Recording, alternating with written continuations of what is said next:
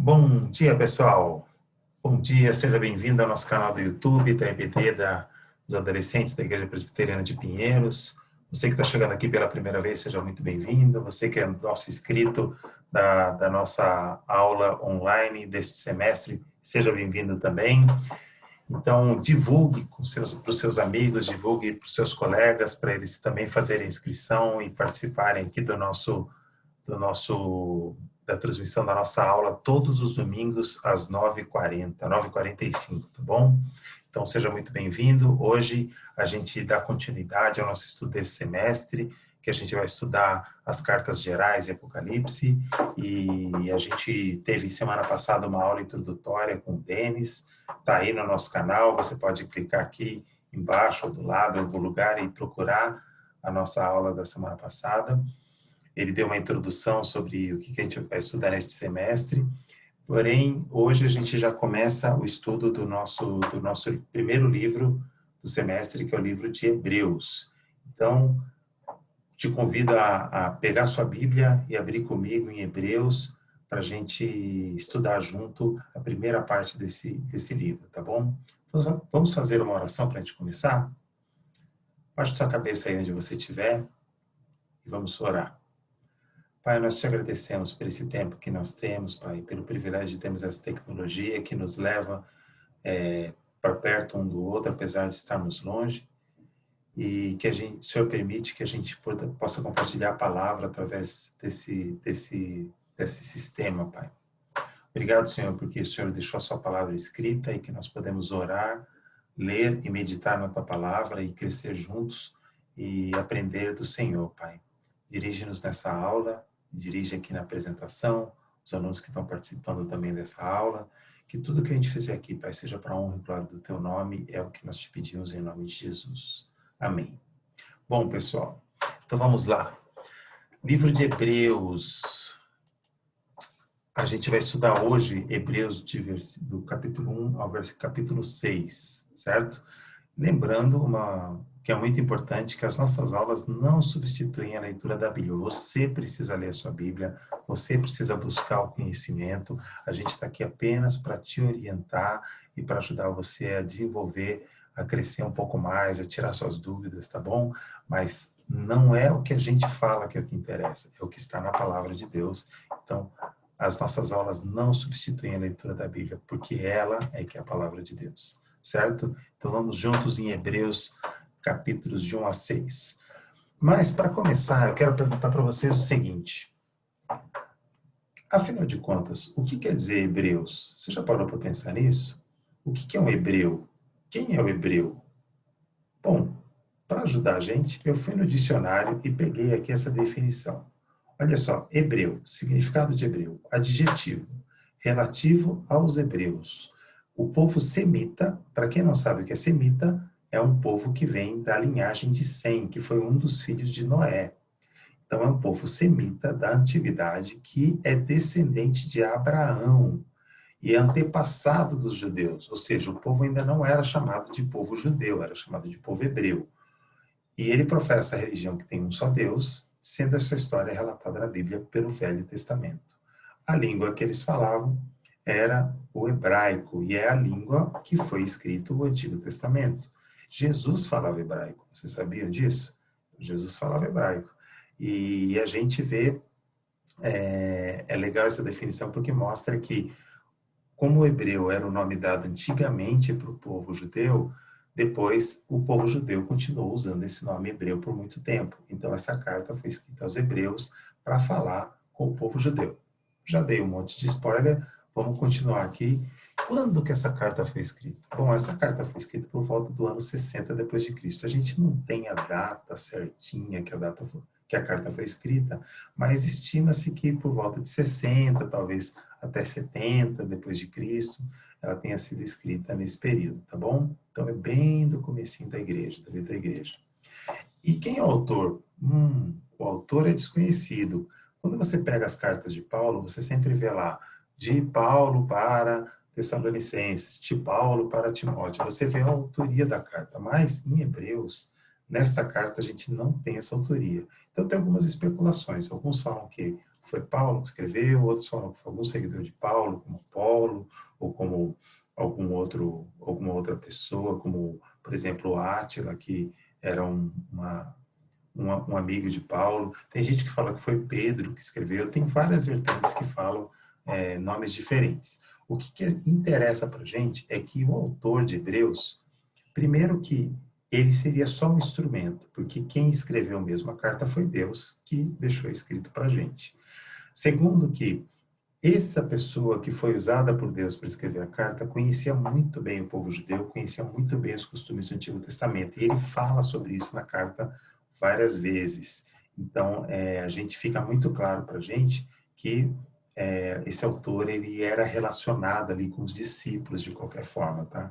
Então, não era uma pessoa fora do contexto que escreveu a carta aos Hebreus. Era uma pessoa que estava ali ligado na vida de Jesus, no ensino de Jesus, né? Então, conhecia profundamente sobre tudo isso. A gente vai ver durante o estudo da carta.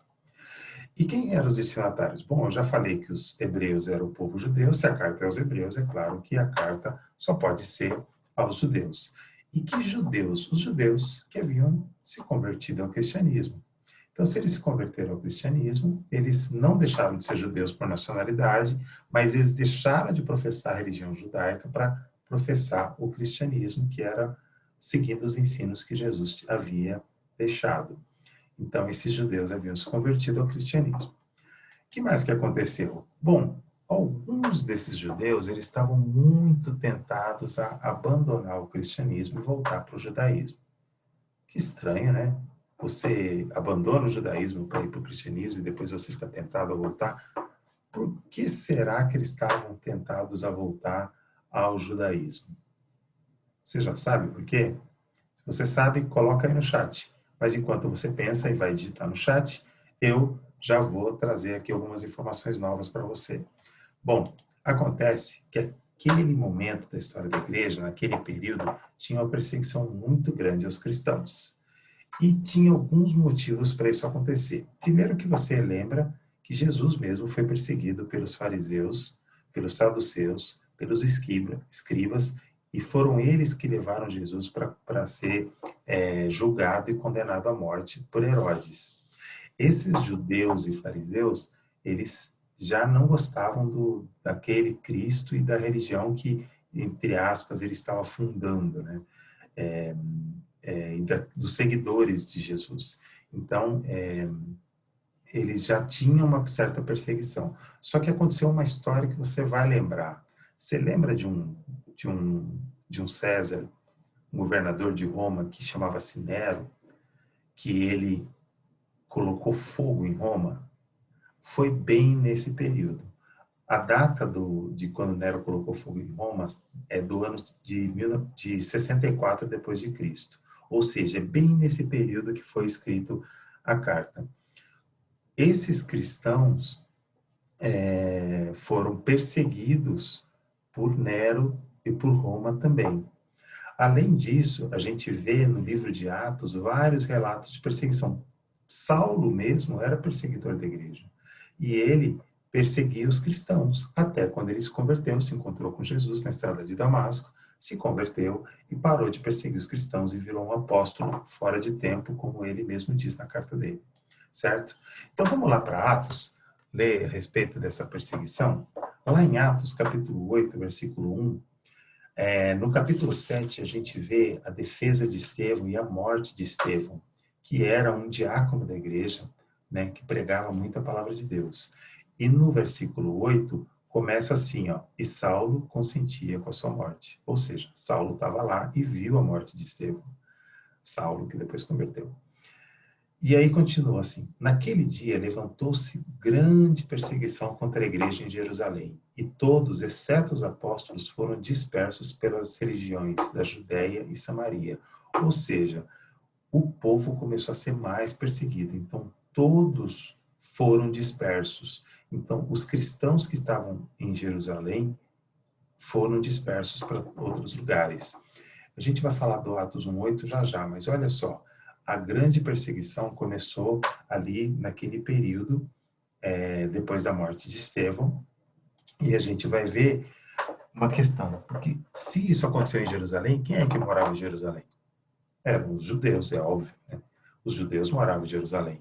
Então, esses judeus que haviam se convertido ao cristianismo é que foram perseguidos e foram dispersos por toda a Judéia e Samaria. E para onde eles foram? Bom, o próprio texto respondeu. Foram para a Judéia e Samaria. Mas olha que interessante. Aqui em Atos 8:1 fala assim: foram dispersos pelas regiões de Judéia e Samaria. Quando a gente volta para Atos 1, versículo 8, tem Jesus falando com os discípulos e ele está falando o seguinte: mas recebereis poder ao descer sobre vós o Espírito Santo e sereis minhas testemunhas, tanto em Jerusalém, que é onde eles estavam, onde Estevão foi morto, como em toda a Judéia e Samaria e até os confins da terra. Nós estamos nos confins da terra. Onde nós estamos hoje, aqui no Brasil, é confim da terra para quem estava em Israel naquela época, para quem estava em Jerusalém. E vocês veem que Atos 8:1 comprova Atos 1:8. Ou seja, os cristãos foram dispersos por toda a Judéia e Samaria, como Jesus tinha falado que era para acontecer. E aí, por eles terem sido dispersos, eles teve essa perseguição muito grande, mas por outro lado, eles também levaram o cristianismo para muitas regiões. Só que eles conheciam Jerusalém, eles moravam lá, eles conheciam todas as tradições dos judeus, e isso fez com que alguns deles pensassem assim: puxa vida, eu estou professando esse cristianismo aí, e agora eu estou aqui sofrendo perseguição, mas as tradições eram interessantes, então eles começaram a ficar pensando: será que eu volto a ser judeu, não volto, porque se eu voltar não vão mais me perseguir? Então ficou aquela dúvida, porque eles corriam muitos riscos em professar essa fé.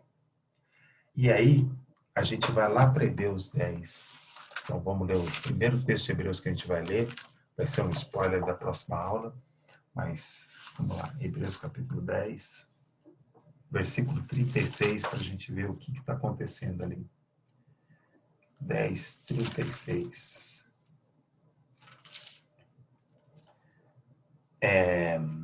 Com efeito, tendes necessidade de perseverança, para que, havendo feito a vontade de Deus, alcanceis a promessa. Ou seja, rolava uma questão de ter o cumprimento da promessa de Deus ali também, né? Então, deixa eu abrir aqui uma outra coisa para eu poder ver. Então, a gente vê como o povo que tinha sido disperso, eles precisavam ainda manter a perseverança em conhecer a Deus, né? Então a gente vê que eles precisavam de perseverança para que, havendo feito a vontade de Deus, alcançassem a promessa que Deus havia feito para eles. E eles tinham uma promessa também com relação a não recuar. Olha o 37 e o 38 comigo. Olha, quando você vê na sua Bíblia que o texto está um pouquinho afastado da margem, é porque esse texto é uma citação de outro texto, tá? E esse texto que a gente vai ver aqui nos versículos 37 e 38, eles são relativos a uma profecia de Abacuque, tá? Então vamos lá, 37 e 38. Porque ainda dentro de pouco tempo, aquele que vem virá e não tardará. Todavia, o meu justo viverá pela fé. E, se retroceder, nele não se compraz a minha alma. Ou seja, havia uma promessa para eles não recuarem, para eles não retrocederem, para eles não deixarem de ser cristãos. Era para eles continuarem sendo cristãos. Então, eles precisavam perseverar. É isso que estava escrito aqui, que o autor de Hebreus estava falando para eles, lembrando a eles da promessa de Abacuque, como eu citei para vocês, tá bom? Então, acontece que tinha um caminho para eles seguirem, e esse caminho é muito interessante. Antes de entrar propriamente no texto de Hebreus capítulo 1, eu quero lembrar para vocês algumas outras coisas aqui no capítulo 10 ainda. No versículo 29, voltando uma página aí, está escrito o seguinte: de quanto mais severo castigo julgais. Tá? Só ver o contexto aqui.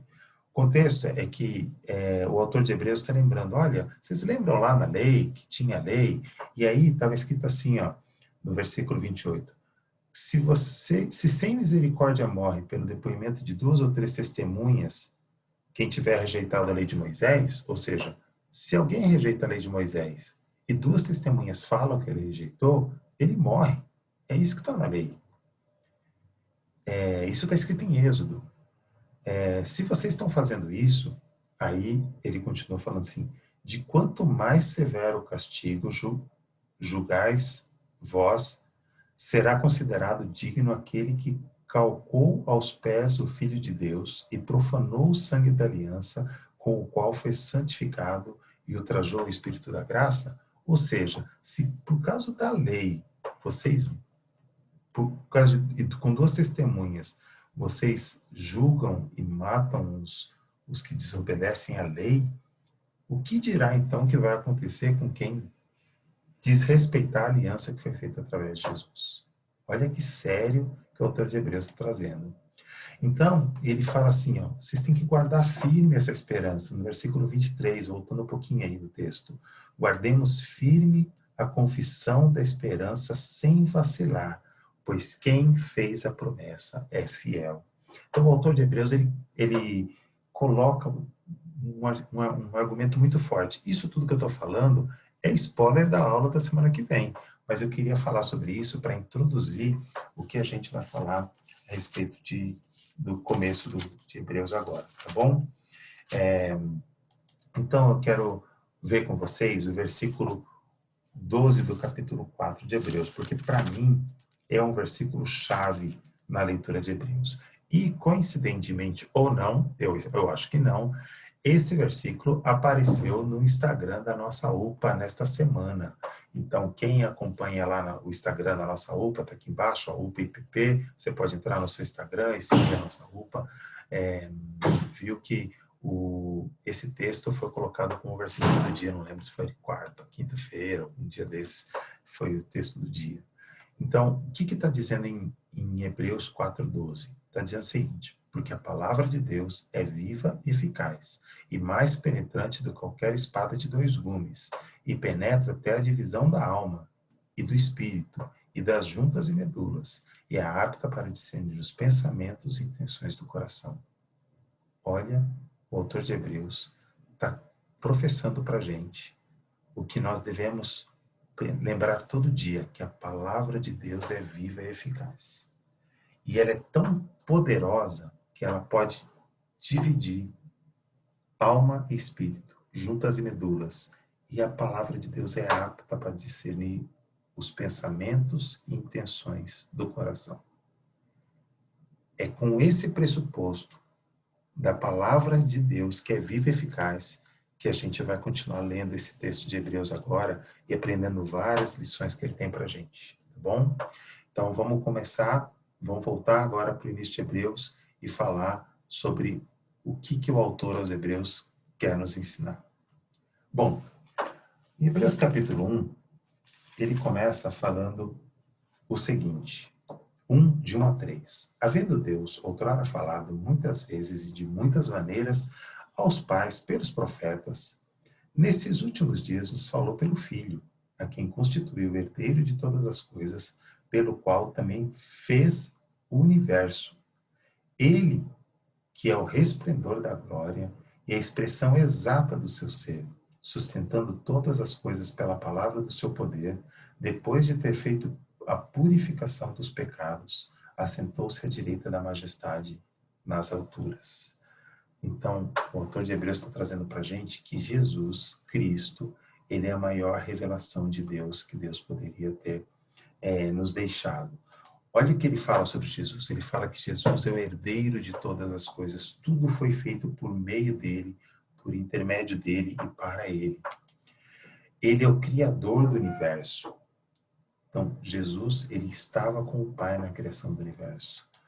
Jesus Cristo, ele é o resplendor da glória de Deus, ou seja, a expressão máxima da glória de Deus. Por isso que eu coloquei essa luz aqui, ó, porque eu não achei nenhuma imagem que traduzisse mais um resplendor, assim, alguma coisa que fosse forte para incomodar a gente, porque Jesus é esse resplendor da glória de Deus. Ele é a expressão exata do ser de Deus, ou seja, ele é o próprio Deus. Ele sustenta todas as coisas pela palavra dele. E ele está sentado à direita da majestade nas alturas. É Jesus. É dele que a gente vai falar. Não tem nada que se compare a ele. Ninguém é herdeiro de todas as coisas. Ninguém mais é criador do universo. Ninguém mais é resplendor da glória de Deus. Ninguém mais é a expressão exata do ser de Deus. Só Jesus. E é dele que a gente vai falar. E o curioso é que esse autor, ele começa falando assim: então, Deus falou com a gente muitas vezes e de muitas maneiras aos nossos pais, ou seja, a Moisés, a Abraão, né, a Moisés, depois toda a descendência de Moisés, Isaac, Jacó e todos os pais, Davi, né, Salomão, falou aos nossos pais pelos profetas. Inclusive, profetas que são citados no Novo Testamento muito, né, como Isaías, Jeremias, Abacuque, que eu acabei de falar. Nos textos de Hebreus a gente vai ver muitas profecias. E esses profetas foram citados e eles falaram aos pais dos hebreus, dos judeus. Mas, aí ele ressalta, ele fala assim: nestes últimos dias, ele nos falou pelo próprio Filho. Esse Filho que é o herdeiro de todas as coisas, que é o Criador do universo. Então, Jesus é que fala direto. Antes os profetas falavam. Agora, Jesus, ele é a maior revelação de Deus de todos os tempos. Então, ele coloca as credenciais para que Jesus tenha essa autoridade de falar. E aí, o que o Hebreus traz para a gente? Ele argumenta para a gente que Cristo, ele é superior. Por isso que ele pode falar. Por isso que a mensagem de Jesus é mais forte. A quem ele é superior? Nos capítulos 1 e 2, a gente vai ver que ele é superior aos anjos e à Torá.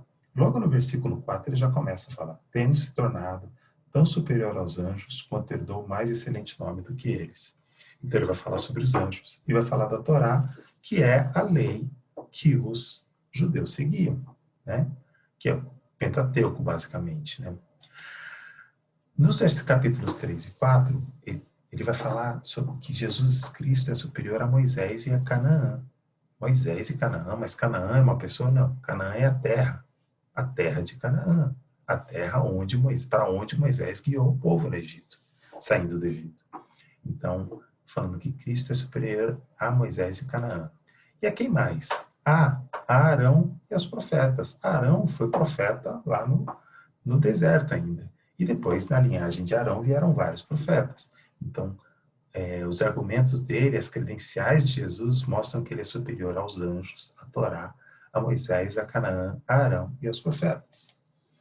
E também ele é superior aos sacrifícios. Só que essa parte dos sacrifícios a gente não vai falar hoje. A gente vai falar na próxima aula, tá bom?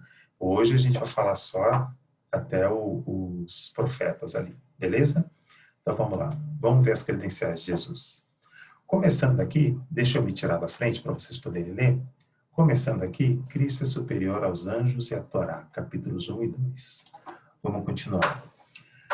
Em Hebreus, capítulo 1, a partir do versículo 4, Jesus fala que, o autor dos Hebreus fala que Jesus é superior aos anjos, né? Como eu já citei.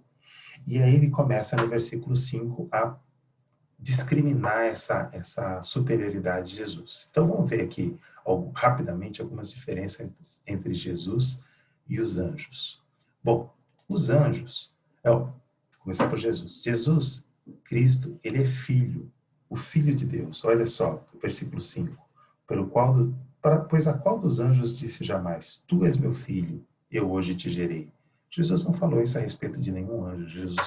Deus só falou isso a respeito de Jesus. Não falou de nenhum anjo sobre isso. E os anjos? Os anjos são criaturas. Eles são criados como eu e você. Diferente em forma, em essência, mas eles são criados como eu e você, tá? E Cristo, ele é o primogênito. Ele recebe a adoração. A gente vê isso novamente no versículo 6. E novamente, ao introduzir o primogênito no mundo, diz: e todos os anjos de Deus o adorem. Opa! E os anjos? Os anjos, ele está falando esse mesmo texto. São os adoradores. Então, assim como nós adoramos a Deus e adoramos a Jesus, os anjos também são adoradores. Os anjos, eles são servos. Aí a gente vê aqui no versículo 7, aquele que a seus anjos faz ventos e a seus ministros labaredas de fogo. E aí no versículo 8 ele continua, que Jesus ele é servido pelos anjos. E aí ele fala assim, o teu trono, ó Deus, é para todo sempre. Então, Jesus, ele é entronizado e ele é ungido. E os anjos não são assim. Jesus é o Criador eterno. Ele também fala aqui no versículo 10, no princípio, Senhor, lançaste os fundamentos da terra. Mas e os anjos? Os anjos são ministros de Deus, obedecem ordens de Deus. E eles são enviados para o serviço. Aqui entra um detalhe muito importante. Na nossa cultura, a gente não fala muito de anjo. A gente fala, mas não fala muito. Mas na cultura do hebreu, do judeu, os anjos ocupavam uma posição importante na religião. Por quê? Porque eles têm um relato em Deuteronômio, e depois a gente vê isso em Atos também, no discurso de Estevão, ele fala sobre isso, que os anjos, eles ajudaram a entregar a lei para Moisés no Monte Sinai. E o judeu tinha essa questão de que Moisés, a lei mosaica, foi entregue no Monte Sinai. E quem que entregou? Os anjos. Então, os anjos são muito importantes. Então, os anjos ocupavam uma posição muito importante. Está dando para vocês começarem a entender por que é importante o autor de Hebreus escrever para o hebreu qual que é a superioridade de Cristo acima dos anjos e da lei? Porque senão o hebreu ia pensar assim, não, os anjos são muito legais, a gente precisa voltar a curtir os anjos, a falar dos anjos, ver essa importância dele. E iam esquecer de Jesus. Iam trocar Jesus pelos anjos, que eram menores. Então, o autor da carta, ele ressalta essa superioridade de Jesus sobre os anjos e sobre a Torá. No capítulo 2, a gente vê que a gente não pode,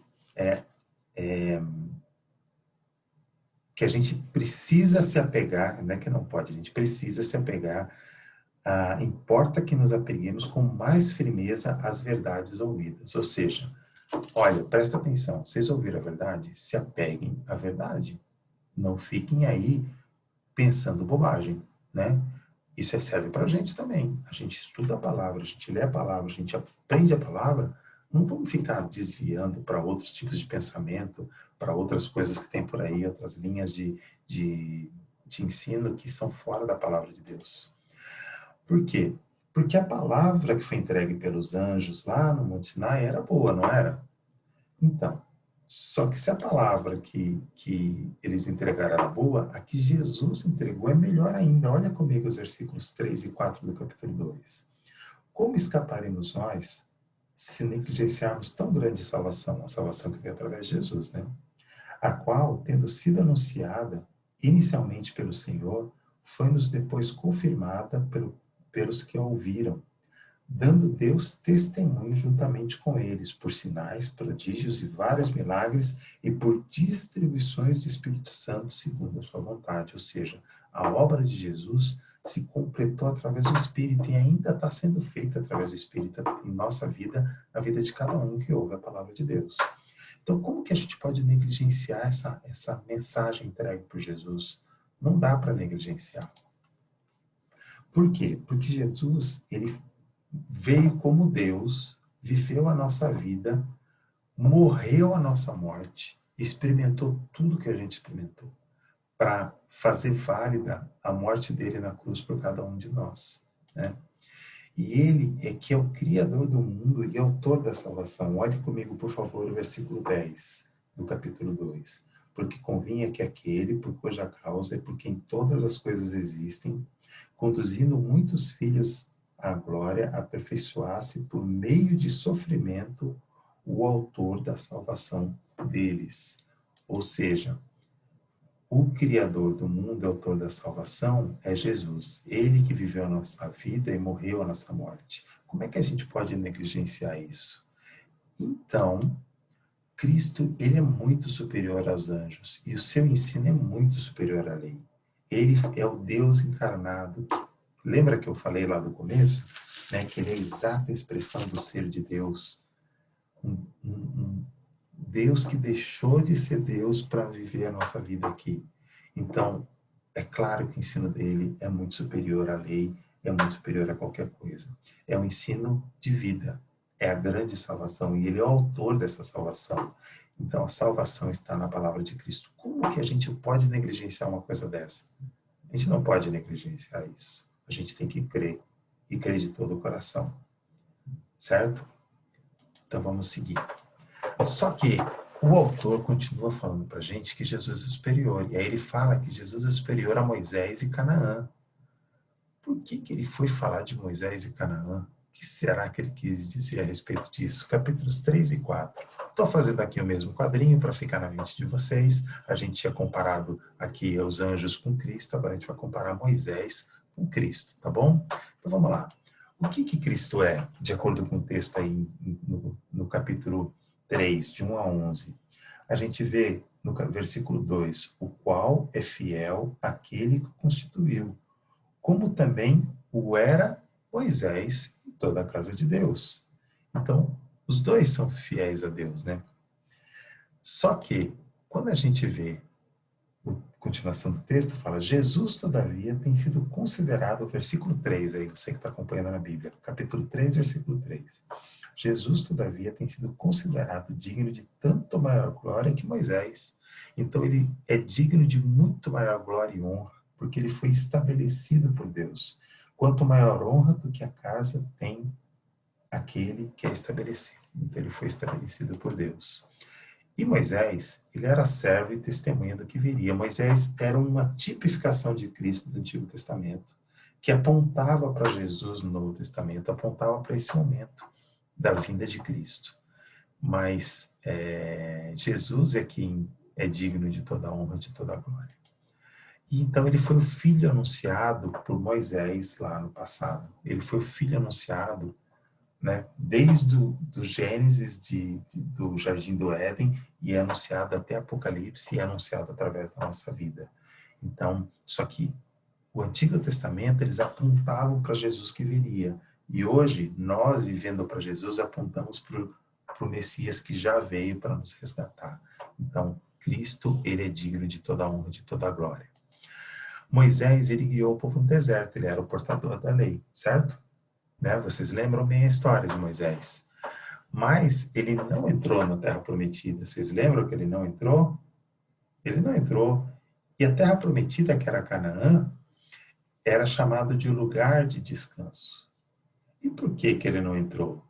Aliás, lembrando aqui uma coisa, do povo que saiu do Egito, só um entrou na Terra Prometida. Todo aquele povo, estima-se que mais de 2 milhões de pessoas saíram do Egito. Todo aquele povo que saiu do Egito andou pelo deserto por 40 anos e todos morreram no deserto. A geração que entrou no Egito foi uma segunda geração. Só um homem que entrou. Mas eu vou deixar isso para a resposta dessa pergunta para outro dia, tá bom? Então, a gente vê, continuando aqui o nosso texto, por que eles não entraram nesse descanso de Deus? Vamos ver o versículo 19 do capítulo 3? O que está dizendo aí? Vemos, pois, que não puderam entrar por causa da incredulidade. Eles não entraram por causa da incredulidade. Quando a gente volta no versículos 12 ao 14, fala assim, tende cuidado, irmãos, jamais aconteça haver em qualquer de vós perverso coração de incredulidade que vos afaste do Deus vivo. Que foi isso que aconteceu com esse povo no deserto. A incredulidade deles afastava eles do Deus vivo. Então, não deixe que as coisas te afastem de Deus. No versículo 13 a gente vê, pelo contrário, exortai-vos mutuamente.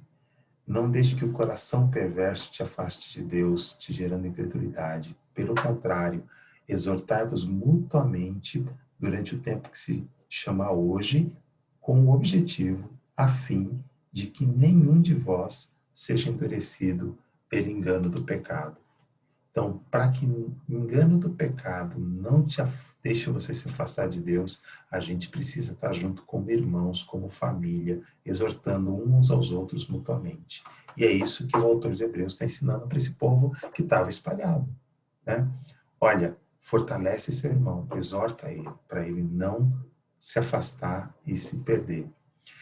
Por quê? Porque nós só somos participantes desse prêmio de estar no descanso de Deus se guardarmos até o fim. Lembra que eu falei que esse povo todo que saiu do Egito não entrou em Canaã?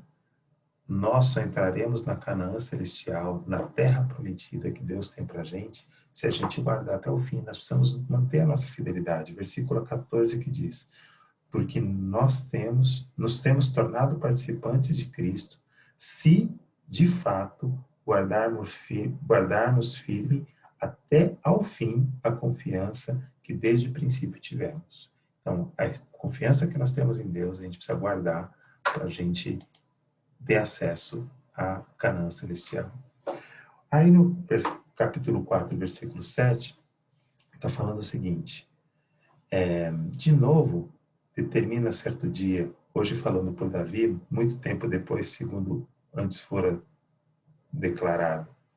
Hoje, se ouvirdes a sua voz, não endureçais o vosso coração. Então, você que está em dúvida aí, que está pensando, eu gosto de ir na igreja, acho a turma legal, mas eu não sei se eu devia estar, eu gosto tanto dos amigos da escola. Olha, cuidado, ouça a voz de Deus, não endureça o coração, não deixe engano do pecado te afastar de Deus.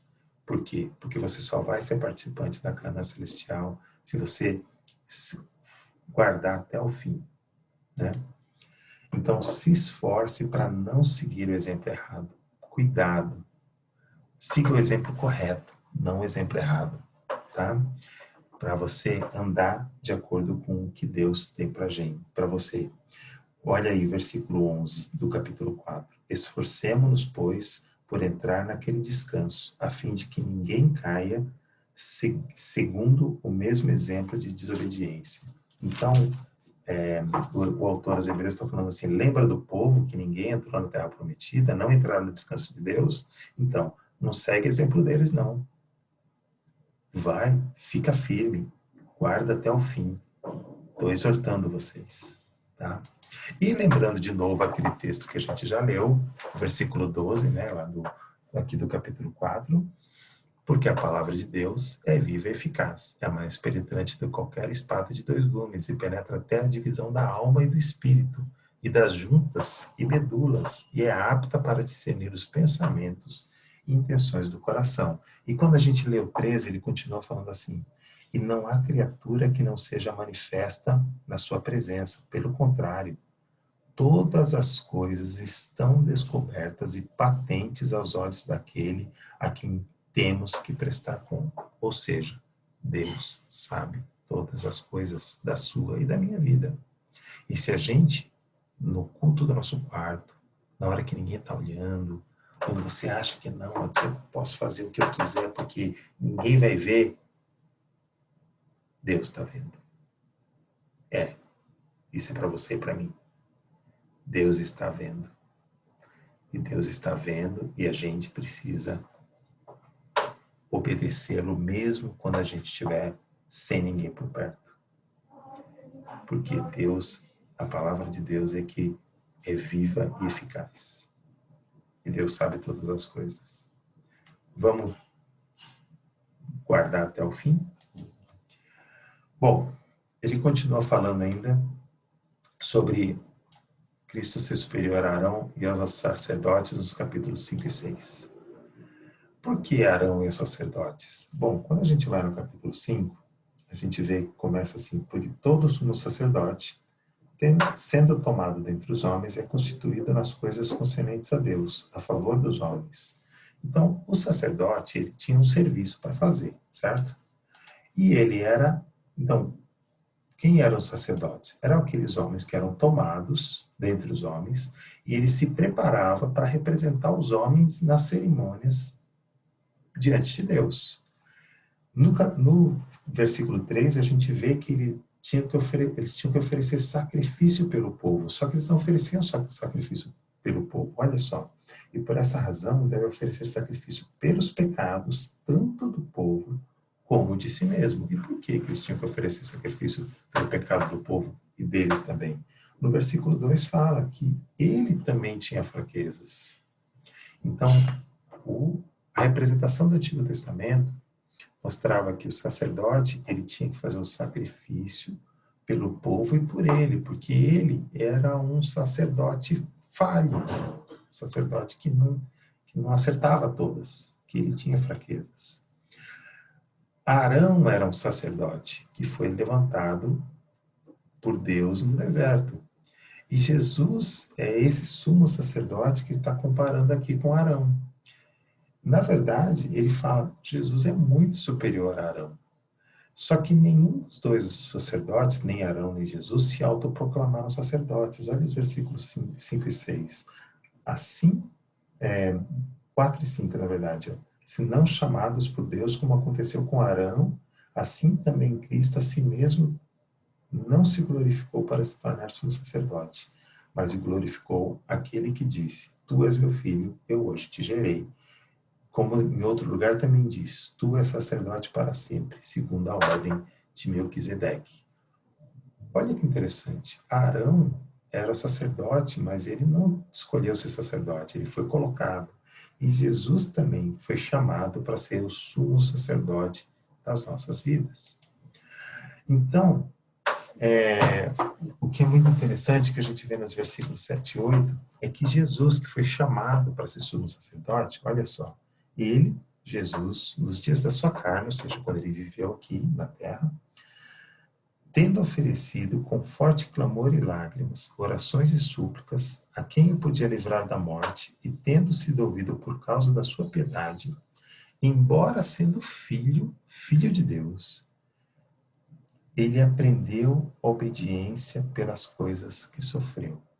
Ele aprendeu pelas coisas que sofreu. E o que Jesus sofreu? E tendo sido aperfeiçoado, tornou-se o autor da salvação. O que ele sofreu? Ele sofreu a morte por minha e por sua causa. E aquela entrega na cruz, na morte de Jesus, foi o que trouxe para a gente a vida. Lembra que eu falei que a gente não pode negligenciar tão grande salvação? A gente não pode negligenciar porque Jesus deu a vida dele por sua e por minha causa. Então Jesus é o autor da salvação eterna. Mas ele é autor da salvação eterna para todos? Vamos ver o versículo 9. E tendo sido aperfeiçoado, tornou-se o autor da salvação eterna para todos os que lhe obedecem. Ou seja, ele não é o autor da salvação eterna para todas as pessoas do mundo. Tem umas pessoas por aí que falam isso, tá? Mas está errado. Ele é autor da salvação eterna para todos os que obedecem. Ah, mas Marcelo, mas o ladrão da cruz, Jesus falou para ele que ia estar no paraíso. Uhum. Jesus falou, e eu não vou desmentir. No mesmo dia, ele diz, né? É porque foi aquele momento que ele conheceu Jesus. Ele não teve tempo de obedecer antes, mas ele ali reconheceu que Jesus era Deus, e cada um tem o seu tempo. Só que você e eu, que já conhecemos a Jesus, precisamos obedecê-lo hoje, e não fazer o que a gente quiser para a gente pensar em obedecer só perto do dia da nossa morte. Não, é hoje, obediência. O autor da salvação eterna, ele quer a nossa obediência hoje. E os hebreus, será que eles estavam obedecendo? Bom, a carta aos hebreus já mostra que eles precisavam de um puxão de orelha. Mas olha o que fala aqui nos versículos de 11 a 14 do capítulo 5. A esse respeito, temos muitas coisas a dizer. Aí ele fala assim, com efeito, quando deviam ser mestres, ou seja, vocês que são hebreus deviam ser mestres, atendendo ao tempo decorrido, tendes novamente necessidade de alguém que vos ensine de novo De novo, o povo no deserto passou por isso também, lembra, né? Quais são os princípios elementares dos oráculos de Deus? E assim vos tornastes como necessitados de leite e não de alimento sólido. Ou seja, eles não estavam correspondendo ao tempo que eles já eram cristãos, e eles estavam precisando de leitinho de novo. E nós precisamos de alimento sólido. Nós precisamos crer na palavra, andar na palavra, para que a gente aprenda o próximo passo da vida de fé, da vida com Deus, do caminho que a gente percorre com Deus. Por quê? Porque só assim a gente vai conseguir discernir o que é bem e o mal. Na verdade, é interessante porque o texto fala assim, ó, mas o alimento sólido, versículo 14 do capítulo 5, você que está acompanhando aí. Mas o alimento sólido é para os adultos, para aqueles que, pela prática, têm as suas faculdades exercitadas para discernir não somente o bem, mas também o mal. Ou seja, a gente tem que se alimentar de sólido da palavra, praticar a palavra, para se exercitar, para a gente discernir não somente o bem, mas também o mal. Então, nós precisamos ter esse alimento sólido. Você que chegou agora na igreja, que ainda está no leitinho, não se preocupe. Você vai aprender e vai chegar no alimento sólido. Mas você que já está um tempão na igreja, você mesmo adolescente, que nasceu, cresceu, canta todas as músicas do Pinheiros Infância e já está com a gente aí há 3 anos estudando panorama bíblico, né? O nosso desde Gênesis estudando com a gente já está na última parte já. Você precisa de alimento sólido. E esse alimento sólido é que vai te dar força para você se exercitar e aí você discernir não somente o bem, mas também o mal. Certo? Então, Cristo é superior a Arão porque ele é o sumo sacerdote. Ele é superior a todos os outros sacerdotes porque ele é o sacerdote principal, que não só é Deus, como ele aprendeu pelo sofrimento, a obediência, e ele fez, morrendo na cruz, é o autor da salvação. Então, ele é o maior sacerdote de todos, o sumo sacerdote. Continuando ainda em Hebreus capítulo 6. Bom, ele começa falando assim, olha, eu vou pular aqui o básico, porque o básico não dá para ficar discutindo. Ele fala assim, ó, não vamos falar sobre a base do arrependimento, de obras mortas e da fé em Deus e do ensino de batismo, imposição de mãos. Isso a gente fala depois se der tempo, tá bom? Vamos falar do que é importante, o que é o principal, tá bom? Ele fala assim, pondo de parte os princípios elementares, vamos falar do que é importante aqui para nós. Então, ele foi para o alimento sólido, né? A gente está indo para o alimento sólido, para o alimento forte, para adulto, né? Aí ele fala assim, dos versículos 4 a 8, que eu quero fazer essa pergunta para vocês. Dá para perder a salvação? Olha só, é impossível, no versículo 4, para aqueles que uma vez foram iluminados e provaram o dom celestial e se tornaram participantes do Espírito Santo, e provaram a boa palavra de Deus e os poderes do mundo vindouro, e caíram. Sim, é impossível outra vez renová-los para arrependimento, visto que, de novo, estão crucificando para si mesmos os filhos de Deus e expondo a vergonha. Ignomínia, que está escrito aí na sua Bíblia, na minha está escrito assim, é vergonha, tá? Porque a terra que absorve a chuva, que frequentemente cai sobre ela e produz erva útil para aqueles por quem é também cultivada, recebe bênção da parte de Deus. Mas, se produz espinhos e abrolhos, é rejeitada, e perto está da maldição, e o seu fim é ser queimada. À luz desse texto, versículos de 4 a 8, dá para perder a salvação?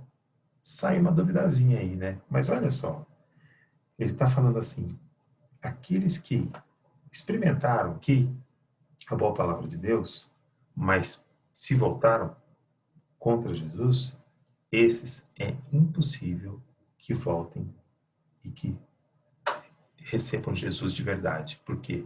Porque eles como que crucificaram Jesus de novo. Só que, quando ele está falando isso, ele não está falando que o cara se converteu e deixou de ser convertido, não. Ele está falando assim, vocês que estavam aqui no meio, siricuteando por aqui, e viram tudo o que está acontecendo, e não quiseram, porque se eles saíram, é porque eles nunca foram. Se eles foram embora, é porque eles não eram do povo de Deus. Porque aqueles que realmente creem em Jesus, eles nunca abandonam. Nunca abandonam. Então, não tem o cair da graça, tá? Não existe isso, não perde a salvação. Se você realmente anda com Jesus, então você é de Jesus e você não cai. Por quê? Porque existem evidências da salvação. E a gente vê no versículo de 9 a 12 que algumas dessas evidências são muito importantes. E ele cita aqui o amor com diligência. Olha só. Quanto a vós outros, todavia, ó amados, estamos persuadidos das coisas que são melhores e pertencentes à salvação, ainda que falamos desta maneira. Porque Deus não é injusto para ficar esquecido do vosso trabalho e do amor que evidenciastes para com o seu nome, pois servistes e ainda servis aos santos. Então ele está falando que o fruto, a evidência da salvação é o amor com diligência, certo? Então ele continua falando aí mais um pouquinho. Então, e aí ele fala dos versículos 13 ao 20, que a palavra de Deus, a promessa de Deus é imutável. Né? Então ele diz assim, pois quando Deus fez a promessa a Abraão, visto que não tinha ninguém superior por quem jurar, jurou por si mesmo, dizendo, certamente te abençoarei e te multiplicarei. E assim, depois de esperar com paciência, obteve Abraão a promessa.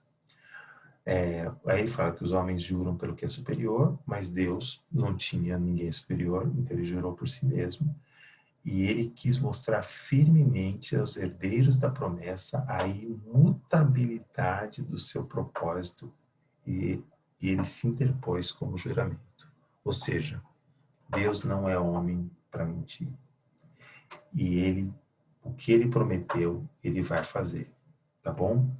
E aí ele termina esse trecho falando assim, o qual temos por âncora da alma, segura e firme, que penetra além do véu. Isso ele está falando da esperança que está proposta para a gente, onde Jesus, como precursor, entrou por nós, tendo se tornado sumo sacerdote para sempre. De novo ele fala, segundo a ordem de Melquisedeque. Então, a gente tem que se agarrar a essa esperança, porque a palavra de Deus é imutável. E essa esperança é como uma âncora. E Jesus é quem já entrou, foi o nosso precursor além do véu, para nos dar essa segurança dessa esperança, dessa âncora que segura a nossa vida em Jesus, segura a nossa vida com Deus. Então, não fica pensando assim, eu acordei de manhã, hoje eu pequei, eu estou caído. Não, você não está caído. Se você crê em Jesus de verdade, você tem certeza que Jesus te ama e que ele viveu por você, morreu por você e você vive para ele, então peça perdão, se arrependa e volte para viver com diligência, para você testemunhar desse Jesus, porque a nossa esperança é a nossa âncora, que Jesus foi quem já segurou para a gente, né? Então, Jesus já entrou por nós, né, atrás do véu, tá? Mas, como eu falei, citou aí de novo esse tal de Melquisedeque. Mas e esse tal de Melquisedeque aí? Bom, como a gente vai estudar até o capítulo 6 hoje, e a partir do 7 na próxima semana, vai ficar para a próxima aula a questão do Melquisedeque, tá bom? Então, eu não vou falar de Melquisedeque hoje, a gente vai falar semana que vem, mas antes de terminar, quero fazer um resuminho com vocês de tudo que a gente aprendeu hoje, tá bom? É um texto muito longo, muito bom de estudar. Hebreus é um livro muito denso, mas é muito importante a gente ter essa convicção de entender que Jesus é superior em todos os aspectos, tanto aos anjos, quanto a Moisés, quanto a Arão. E isso é interessante porque não está muito no nosso contexto, mas para o povo judeu, esse contexto é muito forte. Então, as lições servem para a gente também. Então, vamos lá para a conclusão de hoje? Então, vamos lá. Jesus é superior ao que os judeus consideravam mais importante na sua religião. Eram os pontos importantes da religião dos judeus. Os anjos, que tinham trazido a palavra, né, a lei. Moisés, que era o instrumento de Deus para guiar o povo. E Canaã, que era a terra prometida. E os sacerdotes. E aí o autor de Hebreus coloca, olha, essas coisas são muito legais, mas Jesus é muito maior do que essas coisas. Como é que a gente pode negligenciar esse Jesus? Pensa na sua vida. Eu penso na minha vida, você pensa na sua vida. Quais são as coisas que você considera importante? Quais são as coisas que você considera importantes na sua religião? Ou seja, você que vem em Pinheiros, que é um membro da igreja, que vem com seus pais, você fala, não, eu sou a pessoa que faz tudo certinho na igreja. Os judeus pensavam assim também. Eles faziam tudo certinho. Mas eles precisavam de Jesus. E nós precisamos de Jesus. Então não adianta a gente fazer as coisas certinho se a gente vai fazendo para a gente mesmo e não para Jesus. Senão, a gente vai estar considerando só os pontos importantes da religião e não Jesus. Se a gente já creu em Jesus, voltar para trás seria negar o pleno conhecimento da verdade. É isso que o autor de Hebreus está falando para aquele povo. Não negue o que vocês conheceram de Jesus. E a gente passa a mesma situação. Nas dificuldades e desafios da nossa vida, a gente às vezes é tentado a voltar ao modo antigo de vida, antigo modo de vida. Ah, mas era tão mais fácil quando eu não tinha que acordar cedo para a igreja, quando eu não precisava ficar gastando tempo para ler a Bíblia, para orar. Era tão mais tranquilo, eu podia jogar mais videogame, eu podia fazer outras coisas. Só que para onde você estava indo? Não era para o céu. E eu sinto muito, só tem dois caminhos. Um leva ao céu, que é Jesus, e o outro leva para a morte eterna, que é longe de Jesus. Então, era mais fácil, mas valia a pena? Né? A Bíblia nunca fala que a vida cristã vai ser fácil. Ela fala que Jesus vai estar com a gente o tempo todo da jornada, né? E a gente vai continuar andando a jornada com Ele, com a gente. Então a gente precisa ter a clara consciência de que viver com Cristo é muito melhor. O autor de Hebreus fala isso para a gente com muita clareza. Falou para os hebreus e fala para a gente com muita clareza. Jesus é superior. Ele é superior e voltar para trás é negar o conhecimento da verdade. Então, mesmo no meio das situações difíceis da vida, que é o que eles estavam passando, eles estavam sendo perseguidos, e a gente tem a nossa perseguição hoje em dia, e às vezes a nossa perseguição é a gente mesmo, né? A gente precisa ter consciência de que viver com Cristo é muito melhor. Tá bom? Bom, como eu falei, fica de spoiler para a semana que vem a gente falar sobre Melquisedeque, né? E a gente vai continuar o livro de Hebreus. Então, para a semana que vem, se prepare, leia Hebreus. Se você não leu de 1 a 6, leia de 1 a 6. Você que já leu, leia do 7 até o capítulo 13, tá bom? Que a gente vai estudar na próxima semana. Tá joia? Então, Hebreus de 7 a 13 e leia. Leia a Bíblia. A sua leitura da Bíblia é que vai fazer diferença na sua vida. A gente só está aqui para ajudar você a entender um pouco melhor a palavra de Deus, tá bom? Então vamos orar para terminar nossa aula de essa manhã. Pai, nós ouvimos a Tua palavra, Pai. Nós vimos como Jesus é superior a todas as coisas, Pai. É superior à lei, é superior aos anjos, é superior a Moisés, é superior aos sacerdotes. Ele é o nosso sumo sacerdote, Pai. Ele é a palavra dele que traz vida para a gente, Pai. E o caminho que ele mostra é o caminho verdadeiro para seguir a Canaã celestial, para seguir ao céu, Pai. E nós queremos viver isso, Senhor. Toca no coração de cada adolescente, de cada um que está assistindo essa aula, e que o Teu Espírito, Pai, fale conosco e nos dê a plena convicção, Pai, de que viver com Jesus é muito melhor. Obrigado por essa manhã, obrigado pelo dia de hoje, abençoa a nossa família, abençoa a nossa igreja, que o Teu Espírito fale conosco durante todo esse dia, Pai, é o que nós te pedimos, em nome de Jesus. Gente, obrigado por você estar assistindo essa aula. Volte no domingo que vem para a próxima, tá bom? E qualquer coisa, manda uma mensagem para a gente, pode falar aqui no chat, nos comentários, tá bom? Para a gente entrar em contato com você e a gente conversar mais. Tá joia? Um grande abraço a todos, Deus abençoe a cada um.